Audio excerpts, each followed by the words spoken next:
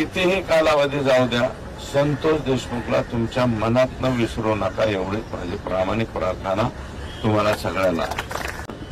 ही खूप दुर्दैवी गोष्ट आहे. हा असा एक उपक्रमशील सरपंच होता की जो 100% मी त्या परिसरात माहिती घेतली, तो 101% तो त्या परिसराचा जिल्हा परिषद सदस्य सुद्धा होऊ शकला असता. एवढा तगडा संतोष होता. आणि गुन्हा काय तर तुम्ही मागितलेली 2 कोटीची खंडणी, त्याला तो आडवा आला. कारण त्याच्या गावच्या दलिताच्या पोराला मारलं, वॉचमनला, म्हणून त्याला मारू नका म्हणायला गेला. एवढंच एक चूक आहे त्याची, दुसरी कसल्याही प्रकारची चूक त्याची नाही.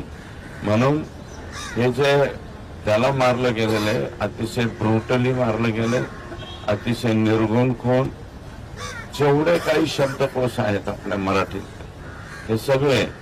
आणि आता एक एक गोष्ट पुढे यायला लागली. मी तर त्या अगोदरच सांगितलं, त्याच्या मारहाणीचं चित्रीकरण केलंय, व्हिडिओ कॉल केलाय आणि दुसऱ्याला दाखवलं, बघा ह्याला कसं मारतोय आम्ही.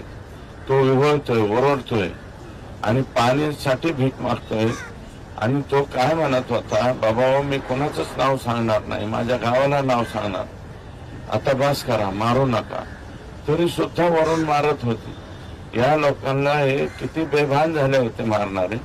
आणि या लोकांचे जे आका आहेत, यांना जे सांभाळणारे, हे 100% हे 302 मध्ये येणारच आहेत. तुम्ही आम्ही म्हणलो नाही म्हणलं तरी बी ऑटोमॅटिक येणार आहे. जे येणार आहेत ते 302 मध्ये घेतले पाहिजे, यांना मौका लागला पाहिजे. आणि 10 लाख रुपयाची माननीय मुख्यमंत्र्यांनी, मी तुमच्या सर्वांच्या समोर माननीय मुख्यमंत्र्यांचा आभार मानणार आहे की जे जे सभागृहामध्ये मी जेवढ्या मागण्या केल्या तेवढ्याच्या तेवढ्या मागण्या या राज्याच्या मुख्यमंत्र्यांनी मंजूर केल्या. एक मी पहिली मागणी केली होती की याला कोणालाही सोडलं नाही पाहिजे. त्यांनी स्पष्ट सांगितलं यात कोणालाही सोडणार. SIT स्थापन केली पाहिजे, IG लेवलची SIT स्थापन केली. 10 लाख रुपयाची मदत केली पाहिजे. ती 10 लाख रुपयाची मदत त्यांनी त्या ठिकाणी केलेली आहे. ठीक आहे, तुमचं म्हणणं आहे तर आम्ही त्याच्यामध्ये आणखी वाढ करण्याच्या संदर्भामध्ये मुख्यमंत्र्यांशी बोलू. आणि महत्वाचं काय की अशा केसेस मला स्वतःला अनुभव आहे की आता आपण फार रोषात आहोत, रागात आहोत, पण कालाय तस्मय नम, काळ काही गेल्याच्या नंतर गोष्टी विसरल्या जातात. तर माझं एकच म्हणणं इथं आलेलं सगळ्या सरपंचांना, कितीही कालावधी जाऊ द्या, संतोष देशमुखला तुमच्या मनातनं विसरू नका, एवढीच माझी प्रामाणिक प्रार्थना तुम्हाला सगळ्यांना. मनातून विसरू नका. ती केस जशी जशी जशी पुढे जाईल तसं तसं ही जी आक्रमकता अक्षी आहे, ही आक्रमकता अशीच राहू द्या. आणि संतोषच्या कुटुंबियाच्या बरोबर राहण्याची मानसिकता ठेवा. आणि दुसरं, मी स्वतः या सगळ्या, आता आज आम्ही उज्ज्वल निकम यांची ऑर्डर कशी निघेल इकडे पाहतोय. कारण एक गावचा सरपंच गेलाय. 27,000च्या वरती ग्रामपंचायती या महाराष्ट्रामध्ये आहे, तमाम महाराष्ट्रात.